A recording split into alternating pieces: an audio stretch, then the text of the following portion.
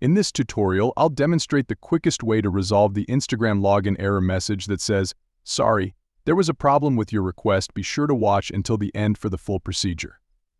Don't forget to like, subscribe, and turn on notifications for updates. Start by opening the Instagram app and navigate to the login page. Enter your username, but instead of your password, select Forgot Password.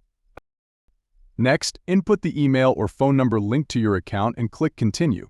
When prompted for a confirmation code, select Can't Confirm Account. Choose your preferred recovery method, email or phone number. If you choose email, retrieve the confirmation code from your inbox.